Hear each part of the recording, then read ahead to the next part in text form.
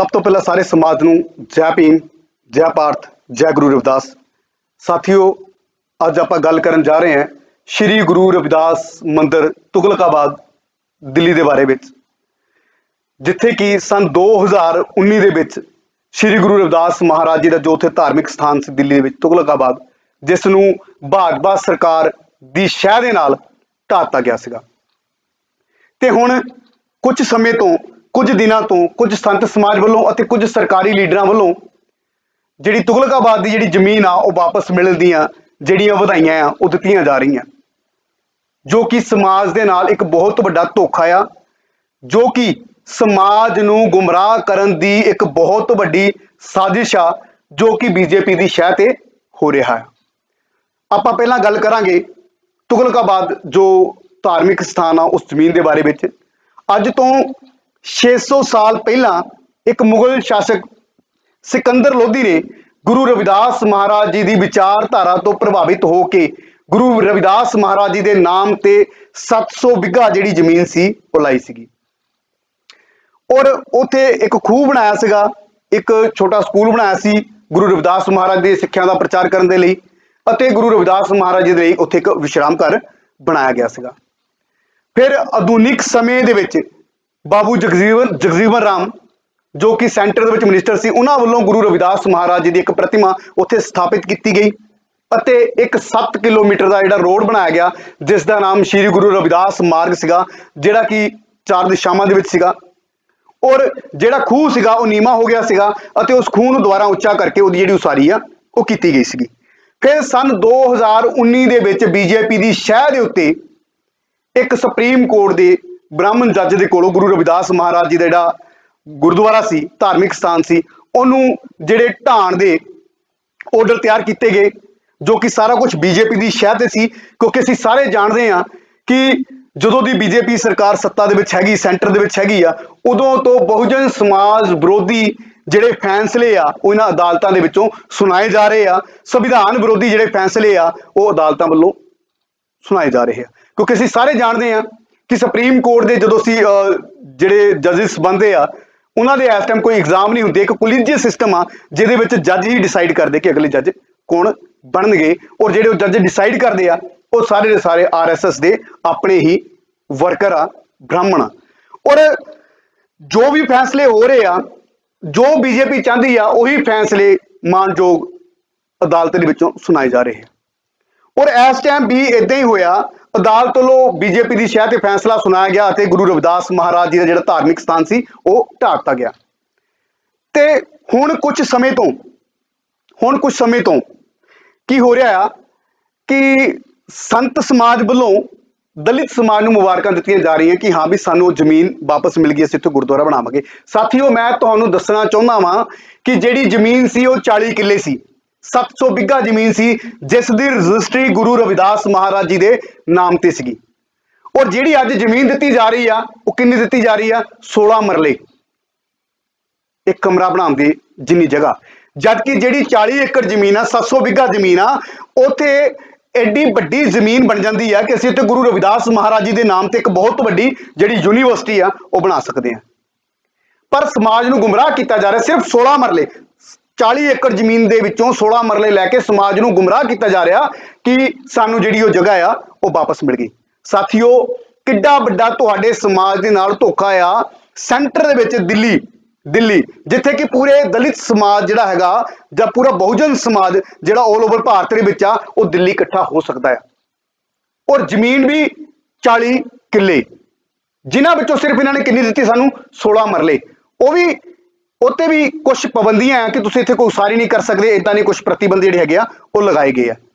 और मैं तुहानूं दसना चाहुंदा, जदों गुरु रविदास महाराज जी का जिहड़ा धार्मिक स्थान ढाया गया सी तां बुलडोजर चलाए गए सीगे, और जदों उहदी कंध तोड़ी उदों थोड़ी ते शैनी दे नाल तोड़ी गई सीगी, वो भी साडे अपने ही लोकां दे वल्लों।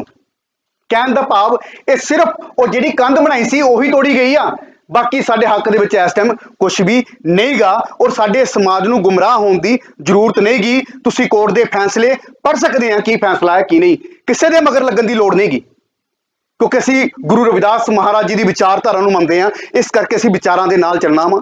आपां ਕਿਸੇ ਦੇ ਮਗਰ ਨਹੀਂ ਲੱਗਣਾ। ਜੋ ਵੀ ਡਾਕੂਮੈਂਟਰੀ ਹੈਗੀ ਉੱਥੇ ਦੀ ਉਹਨੂੰ ਰੀਡ ਕਰੋ, ਉਹਨੂੰ ਆਪ ਪੜੋ ਕਿ ਸਾਡੀ 40 ਏਕੜ ਜ਼ਮੀਨ ਸੀ, ਸਾਨੂੰ 16 ਮਰਲੇ ਇਸ ਟਾਈਮ ਉੱਥੇ ਦਿੰਦੇ ਪਏ ਆ। ਔਰ ਅਸੀਂ ਜਿਹੜੀ 16 ਮਰਲੇ ਜ਼ਮੀਨ ਆ 40 ਏਕੜ ਦੇ ਵਿੱਚੋਂ ਨਹੀਂ ਲੈਣੀ, ਚਾਹੇ ਸਾਨੂੰ 100 ਸਾਲ ਸੰਘਰਸ਼ ਕਰਨਾ ਪਵੇ, ਚਾਹੇ 200 ਸਾਲ ਲੜਾਈ ਲੜਨੀ ਪਵੇ, ਅਸੀਂ ਆਪਣੀ ਜਿਹੜੀ ਪੂਰੀ ਦੀ ਪੂਰੀ ਜ਼ਮੀਨ ਆ ਉਹ ਵਾਪਸ ਲੈ ਕੇ ਹੀ ਰਹਾਂਗੇ। ਜੇ ਇਹ ਚਾਹੁੰਦੇ ਆ ਕਿ ਸਾਡੇ ਕੁਝ ਬੰਦਿਆਂ ਨੂੰ ਆਪਣੇ ਨਾਲ ਰਲਾ ਕੇ ਸਾਨੂੰ ਗੁੰਮਰਾਹ ਕਰ ਲੂਗੇ, ਅਸੀਂ ਗੁੰਮਰਾਹ ਹੋਣ ਵਾਲੇ ਨਹੀਂ ਗੇ। ਮੈਂ ਤੁਹਾਨੂੰ ਦੱਸਣਾ ਚਾਹੁੰਦਾ ਵਾਂ, ਜਿਹੜੀ ਹੁਣ ਦੀ ਕਮੇਟੀ ਬਣੀ ਆ ਉਸ ਕਮੇਟੀ ਵਿੱਚ ਕੁਝ ਸੰਤ ਪੰਜਾਬ ਦੇ ਆ ਤੇ ਕੁਝ ਸੰਤ ਬਾਹਰਲੇ ਆ, ਪਲੱਸ ਇਹਦੇ ਵਿੱਚ ਬਾਕੀ ਜਿਹੜੇ ਬੰਦੇ ਆ ਉਹ ਬੀਜੇਪੀ ਸਰਕਾਰ ਦੇ ਬੰਦੇ ਆ। ਇੱਕ ਹੰਸਰਾਜ ਹੰਸ ਜਿਹੜਾ ਕਿ ਐਮਪੀ ਆ ਉਹ ਇਸ ਕਮੇਟੀ ਦਾ ਮੈਂਬਰ ਆ। ਇੱਕ ਹੋਰ ਆ ਦੁਸ਼ਯੰਤ ਗੌਤਮ, ਉਹ ਰਾਜ ਸਭਾ ਦਾ ਮੈਂਬਰ ਆ ਬੀਜੇਪੀ ਦਾ। ਔਰ ਇਸ ਤੋਂ ਇਲਾਵਾ ਹੋਰ ਛੋਟੇ ਮੋਟੇ ਜਿਹੜੇ ਆਰਐਸਐਸ ਦੇ ਬੰਦੇ ਹੈਗੇ ਆ ਜਾਂ ਬੀਜੇਪੀ ਦੇ ਬੰਦੇ ਆ ਉਹ ਇਸ ਕਮੇਟੀ ਦੇ ਮੈਂਬਰ ਆ। ਕਹਿਣ ਦਾ ਭਾਵ ਕੀ ਹੈ, ਇਹ ਜਿਹੜੀ ਕਮੇਟੀ ਹੈ ਆਰਐਸਐਸ ਦੀ ਕਮੇਟੀ ਬਣਾਈ ਗਈ ਆ, ਇਹ ਸਰਕਾਰ ਦੀ ਕਮੇਟੀ ਬਣਾਈ ਗਈ ਆ ਸਾਨੂੰ ਗੁੰਮਰਾਹ ਕਰਨ ਦੇ ਲਈ। ਔਰ ਮੈਂ ਤੁਹਾਨੂੰ ਫਿਰ ਦੱਸਣਾ ਚਾਹੁੰਦਾ ਆ ਕਿ 40 ਕਿੱਲੇ ਜ਼ਮੀਨ ਦੇ ਵਿੱਚੋਂ ਸਿਰਫ 16 ਮਰਲੇ, ਕਿੱਡੀ ਵੱਡੀ ਗੱਲ ਆ, ਕਿੰਨਾ ਵੱਡਾ ਧੋਖਾ ਆ ਜੋ ਸਾਡੇ ਸਮਾਜ ਨਾਲ ਕੀਤਾ ਜਾ ਰਿਹਾ।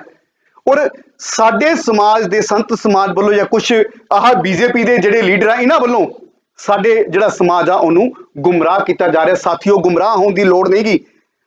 ਔਰ ਯਾਦ ਰੱਖੋ, ਜੇ ਤੁਸੀਂ ਜਾਗਦੇ ਹੋਵੋਗੇ ਤਾਂ ਹੀ ਤੁਹਾਨੂੰ ਆਪਣੇ ਹੱਕ ਬਾਰੇ ਪਤਾ ਲੱਗੂਗਾ, ਤਾਂ ਹੀ ਅਸੀਂ ਆਪਣੇ ਹੱਕਾਂ ਬਾਰੇ ਲੜਾਈ ਲੜ ਸਕਾਂਗੇ। ਇਸ ਟਾਈਮ ਦੇਖੋ, ਜਿੱਥੇ ਪੂਰੇ ਦੇਸ਼ ਦਾ ਬਹੁਜਨ ਸਮਾਜ, ਜਿੱਥੇ ਪੂਰੇ ਦੇਸ਼ ਦਾ ਜਿਹੜਾ ਦਲਿਤ ਸਮਾਜ ਆ ਇਸ ਟਾਈਮ ਇੱਕ ਫਾਈਟ ਲੜ ਰਿਹਾ ਆਰਐਸਐਸ ਦੇ ਨਾਲ, ਜੋ ਕਿ ਸਾਡੇ ਨਾਲ ਵਧੀਕੀਆਂ ਹੋ ਰਹੀਆਂ, ਜੋ ਸਾਡੇ ਹੱਕਾਂ ਨੂੰ ਖਤਮ ਕੀਤਾ ਜਾ ਰਿਹਾ। ਤੁਸੀਂ ਦੇਖੋ ਦੇਸ਼ ਦੇ ਵਿੱਚ ਜਿਹੜਾ ਦਲਿਤ ਆ, ਪਿਛੜਾ ਵਰਗ ਆ, ਮੁਸਲਮਾਨ ਆ, ਸਿੱਖ, ਉਹ ਸਾਰੇ ਇੱਕ ਪਲੇਟਫਾਰਮ ਤੇ ਇਕੱਠੇ ਹੋ ਰਹੇ ਆ ਆਰਐਸਐਸ ਦੀਆਂ ਵਧੀਕੀਆਂ ਦੇ ਨਾਲ ਲੜਨ ਦੇ ਲਈ। ਉਹ ਦੂਸਰੇ ਪਾਸੇ ਸਾਡੇ ਸੰਤ ਸਮਾਜ ਆ ਜਿਹੜੇ ਕਦੀ ਆਦਿੱਤਿਆਨਾਥ ਜੋਗੀ ਦੇ ਜਾ ਕੇ ਪਰਨੇ ਪਾ ਕੇ ਆਉਂਦੇ ਆ, ਉਹਨੂੰ ਸਨਮਾਨਿਤ ਕਰਕੇ ਆਉਂਦੇ ਆ।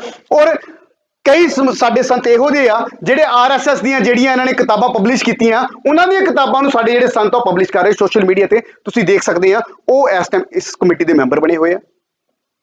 ਕਿੰਨਾ ਵੱਡਾ ਧੋਖਾ ਸਾਡੇ ਸਮਾਜ ਦੇ ਨਾਲ ਹੋ ਰਿਹਾ ਕਿ ਅਸੀਂ ਇੱਕ ਆਜ਼ਾਦ ਹੋਣ ਦੀ ਮੂਵਮੈਂਟ ਲੜ ਰਹੇ ਹਾਂ ਔਰ ਸਾਡੇ ਸਮਾਜ ਨੂੰ ਗੁੰਮਰਾਹ ਕੀਤਾ ਜਾ ਰਿਹਾ। ਔਰ ਮੈਂ ਤੁਹਾਨੂੰ ਇੱਕ ਬੇਨਤੀ ਕਰਦਾ, ਵੱਧ ਤੋਂ ਵੱਧ ਇਸ ਵੀਡੀਓ ਨੂੰ ਸ਼ੇਅਰ ਕਰੋ, ਇਹਦੀ ਡਾਕੂਮੈਂਟਰੀ ਲਵੋ, ਆਪਣੇ ਸਮਾਜ ਨੂੰ ਦੱਸੋ ਕਿ ਸਾਡੇ ਨਾਲ ਕੀ ਹੋ ਰਿਹਾ। ਬੀਜੇਪੀ ਨੇ ਸਾਨੂੰ ਸਾਡੀ ਕੋਈ ਜਗ੍ਹਾ ਵਾਪਸ ਨਹੀਂ ਕੀਤੀ। ਬੀਜੇਪੀ ਨੇ ਸਾਡੇ ਗੁਰੂ ਰਵਿਦਾਸ ਮਹਾਰਾਜ ਜੀ ਦੇ ਨਾਮ ਤੇ ਜੋ ਜ਼ਮੀਨ ਸੀ 40 ਕਿੱਲੇ 700 ਬਿਗਾ, ਉਹ ਜ਼ਮੀਨ ਸਾਡੇ ਕੋਲ ਖੋਈ ਆ, ਜਿਹੜੀ ਕਿ ਦਿੱਲੀ ਦੀ ਮੇਨ ਜਿਹੜੀ ਜਗ੍ਹਾ ਆ ਉੱਥੇ ਬਣੀ ਹੋਈ ਆ, ਉਹ ਸਾਡੇ ਕੋਲ ਖੋਈ ਆ, ਸਾਨੂੰ ਦਿੱਤਾ ਕੁਛ ਨਹੀਂ। ਔਰ ਯਾਦ ਰੱਖੋ, ਜੇ 700 ਬਿਗਾ ਦੇ ਵਿੱਚੋਂ 40 ਏਕੜ ਜ਼ਮੀਨ 'ਚ 16 ਮਰਲੇ ਮਿਲੀ ਤਾਂ ਬਹੁਤ ਹੀ ਸਾਡੇ ਸਮਾਜ ਦੇ ਲਈ ਸ਼ਰਮ ਦੀ ਗੱਲ ਹੋਣੀ ਆ, ਉਹ ਖੜੇ ਹੋਣ ਲਈ ਵੀ ਜਗ੍ਹਾ ਨਹੀਂ ਗੀ। ਇਸ ਕਰਕੇ ਜਿੰਨਾ ਹੋ ਸਕੇ ਇਹਨਾਂ ਦਾ ਵਿਰੋਧ ਕਰੋ, ਆਪਣੇ ਸਮਾਜ ਨੂੰ ਸੁਚੇਤ ਕਰੋ ਕਿ ਇਸ ਟਾਈਮ ਜੋ ਵੀ ਹੋ ਰਿਹਾ ਆ ਉਹ ਸਾਡੇ ਸਮਾਜ ਦੇ ਨਾਲ ਇੱਕ ਬਹੁਤ ਵੱਡਾ ਧੋਖਾ ਆ, ਜਿਹੜਾ ਕਿ ਅਸੀਂ ਕਦੀ ਵੀ ਬਰਦਾਸ਼ਤ ਨਹੀਂ ਕਰਾਂਗੇ। ਔਰ ਇਹ ਸਾਡੀਆਂ ਆਉਣ ਵਾਲੀਆਂ ਪੀੜ੍ਹੀਆਂ ਵੀ ਯਾਦ ਰੱਖਣਗੀਆਂ ਕਿ ਤੁਸੀਂ ਗੁਰੂ ਰਵਿਦਾਸ ਮਹਾਰਾਜ ਜੀ ਦਾ ਮੰਦਿਰ ਆ ਉਹ ਢਾਇਆ ਸੀਗਾ, ਦਿੱਲੀ ਦੇ ਵਿੱਚ ਢਾਇਆ ਸੀਗਾ।